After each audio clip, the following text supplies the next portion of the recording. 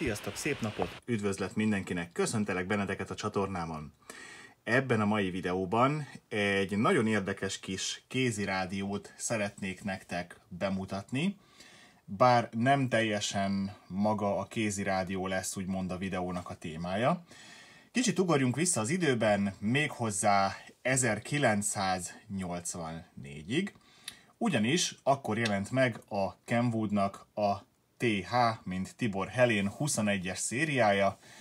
Abból is volt ugye többféle, volt a TH21A, azon nem volt megtalálható a DTMF billentyűzet, volt a TH21B, azon megtalálható volt, és volt a TH21AT, ami CT/CSS kódadót tartalmazott DTMF billentyűzet nélkül, és volt ugye a full extrás készülék, a TH21BT, azaz DTMF billentyűzetet és CT/CSS kódadó panelt is tartalmazott. Ez itt előttetek egy full extrás példány 1984-ből, gyönyörű állapotban megmaradt a készülék, máig sem értem, hogy hogyan. És hogyha emlékeztek, egy kis ugrás előre az időben, 1990-ig Bruce Willis főszereplésével a Die Hard 2 című film egy ugyanilyen rádiónak az UHF változatával beszélgetett a gonosztevőkkel. De nem ez a mai videónak a fő témája. A mai videónak a fő témája az, hogy miért ne hagyjuk benne az elemeket bármilyen készülékben, elemtartóban, és a többi, és a többi, és a többi. Ide tartoznak még a TV távirányítók is. Mutatom nektek, ő is egy Kenwood TH21BT típusjelzésű kis rádió, és az volt a probléma, hogy itt látható az előlapon ez a kis DIP kapcsolósor, ezzel lehet beállítani egy kódtábla alapján a CT/CSS kódot adásban, kizárólag adásban tudta. Viszont bizonyos kódokat be lehetett állítani, bizonyos kódokat nem, volt, amit kisugárzott, volt, amit nem. Itt hátul láthatjátok magát a kódadó egységet, ezt a szigetelést most nem szedem le.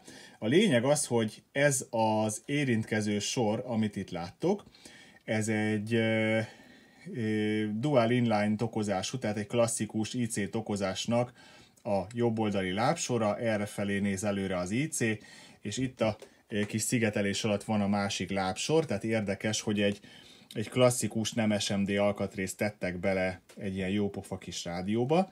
Egyébként a kis rádió méreteit megpróbálom nektek érzékeltetni, tehát próbáltam egy olyan tárgyat választani az érzékeltetéshez, ami minden átlagos, normális háztartásban megtalálható a világ bármelyik táján, ez pedig egy kutya közönséges 9 voltos elem. Pillanat, ide mellé teszem. Hát nézzétek meg, ezt egy kicsit följebb, tehát nézzétek meg, hogy a 9 voltos elemhez képest milyen picike a rádió. Sőt, ide teszek mellé egy mai kisméretűnek számító modern kézirádiót, még ehhez képest is sokkal kisebb, és hogyha megnézzük oldalról, akkor még keskenyebb is. Mindezek ellenére elmondhatom, és mindig el szoktam mondani, hogy nem szeretem az amatőröknek szánt amatőr készülékeket, mert véleményem szerint gyengék, vékony műanyagból készültek, könnyen repednek, könnyen törnek, és a többi, és a többi, és a többi. Hogyha választani kell, akkor inkább én a megbízható minőséget választom, tudásban pedig nagyjából ugyanazt tudja. De most nem ez a videó témája, haladjunk is tovább. Tehát mi volt alapvetően itt a probléma, amiért a készüléknek a CT/CSS panelje nem működött? Próbálok fordítani egy kicsit a készüléken, bocsánat, lejött a hátlapja, ezt ide visszatesszük. No, tehát ide jön rá az akkumulátor, normál esetben így balról jobbra kell becsúsztatni, és akkor itt a tetején lévő érintkezők, azok oda kapcsolódnak, ott láthatjátok, és nagyjából így van rajta, csak olyan tessék-lássék demonstrációs céllal föltettem. Tehát nagyjából így van rajta az akkumulátor. Valószínűleg ezt a rádiót pofával lefelé tárolhatták. Mindjárt mondom, hogy miért jutottam erre a következtetésre. Most így félkézzel nem fogom tudni nektek szétszedni ezt az de megpróbálom. Megpróbálom mégis szétszedni. Ez jó, sikerült. Tehát ez is egy ritkaság, ez is a Full Extrás szériának úgymond a folytatása, tehát DTMF billentyűzet, CTCSS panel és elemtartó. Ez a Full Extra. Ez egy BT2 típusú elemtartó, és itt láthatjátok, hogy ebben a sarokban egy kicsit oxidálódott ez a kivezetés. Megpróbáltam nagyjából letakarítani, ez még nem tökéletes, de a tesztek után majd le fogom pucolni. Tehát, mint mondottam nektek, így pofával lefele volt rajta az akkumulátor, és jegyezzük meg, hogy ebben a sarokban van itt ez a kis oxidáció. Vagyis a készüléknek ezt a sarkát érinti. Amikor az itt található csavart kicsavartam, a csavar ilyen zöldes színű volt. Szintén arra enged következtetni, hogy az itt található akkumulátor tartó sarkából átfolyt ide az akkumulátorsav. Fordítsuk is vissza a készüléket.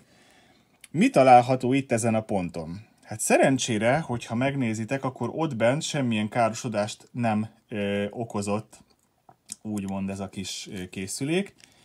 Viszont, hogyha megnézitek, akkor ide átszivárgott az akkumulátorsav, és próbálom nektek így félkézzel megmutatni, tehát itt ez alatt okozott problémákat, és ott a bal felső forrasztási ponttól ide eddig a forrasztási pontig az a kis áramköri szakasz, az sajnos megszakadt.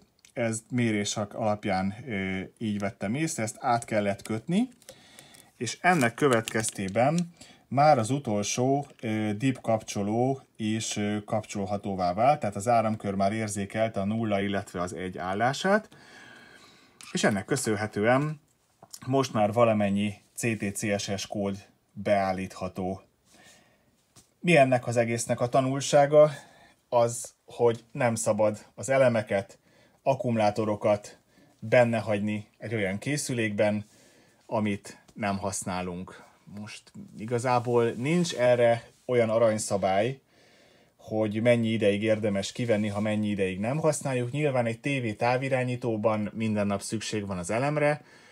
Amennyiben ezt a rádiót minden nap használom, akkor itt is szükség van az elemre, de nyilván, hogyha elrakom egy dobozba, akkor nekem az az első, hogy fogom, és az elemeket, akkumulátorokat kiveszem. Itt most felhívnám a figyelmet arra, hogy a gyári nikkel-metálhidrid, nikkel-kadmium, lítium-ion, lítium-polimer aksikból ne próbáljátok meg kivenni a cellákat, mert tűzveszélyes, balesetveszélyes, és a többi, és a többi. Ez kizárólag az ilyen száraz elemeket, illetve cserélhető 2A és 3A méretű akkumulátorokat tartalmazó kis elemtartó bizbaszokra vonatkozik, úgyhogy mindig, minden esetben vegyétek ki az elemeket, és akkor nem lesz probléma. És hogyha már megcsináltam ezt a videót, akkor nem sokára összeszerelem a készüléket, és a kis párjával együtt le is fogom tesztelni. Köszönöm szépen, hogy megnéztétek ezt a videót. Hogyha tetszett, iratkozzatok fel a csatornámra, így mindig kaptok frissítést arról, hogyha valami új tartalmat töltök föl, és mindenkinek további szép napot. Sziasztok!